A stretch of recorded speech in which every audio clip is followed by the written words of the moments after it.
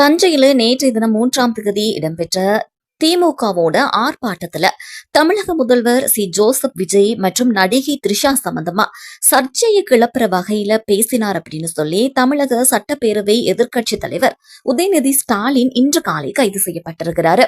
தஞ்சாவூர்ல நேற்றைய தினம் திமுக சார்பில் காவிரி மற்றும் மேகதாட்டு விவகாரத்துல தமிழக வெற்றிக் கழக அரசை கண்டிச்சு கண்டன ஆர்ப்பாட்டம் இடம்பெற்றுச்சு. அதுல கலந்து கொண்டு பேசிய சட்டப்பேரவை எதிர்க்கட்சி தலைவர் உதயநிதி ஸ்டாலின் முதலமைச்சர் விஜய் மற்றும் தமிழக வெற்றிக் கழக அரசை கடுமையா விமர்சனம் செஞ்சிருக்கிறாரு.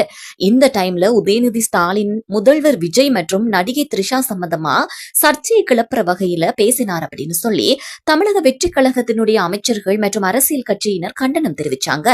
இதை தொடர்ந்து உதயநிதியோட பேச்சு விவகாரத்துல அவரை கைது செய்ய நீலாங்கரையில இருக்கக்கூடிய உதயநிதியோட வீட்டுக்கு முன்னாடி இன்னைக்கு காலையில ஏராளமான போலீசார் குவிக்கப்பட்டிருக்கிறாங்க. திமுக நிர்வாகிகள் மற்றும் குடும்பத்தினரிடம் போலீசார் பேச்சுவார்த்தை நடத்திய நிலையில உதயநிதி ஸ்டாலின் கைது செய்யப்பட்டிருக்காரு.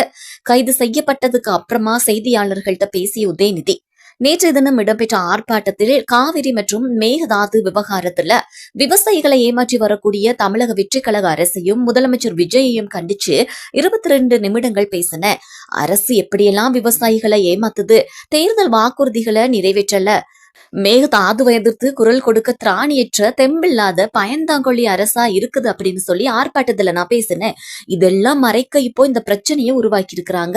பிரச்சனைகளை திசை திருப்புற வகையில ரீல்ஸ் வெறி முத்தி போயிருக்கக்கூடிய முதல்வரும் அமைச்சர்களும் வாழ்வதா நேத்து நான் பேசினேன். ஆனா நான் பேசாத ஒண்ணு பேசியதா பொய் பிரச்சாரம் செஞ்சு பொய் வழக்கு பதிவு செஞ்சு என்ன கைது செஞ்சிருக்கிறாங்க. இதுக்கெல்லாம் பயப்படக்கூடிய ஆள் நான் கிடையாது. இத சட்டப்படி நான் சந்திப்பேன் அப்படின்னு சொல்லி உதயநிதி ஸ்டாலின் அதுக்கு மறுபும் சொல்லியிருக்கிறாரு.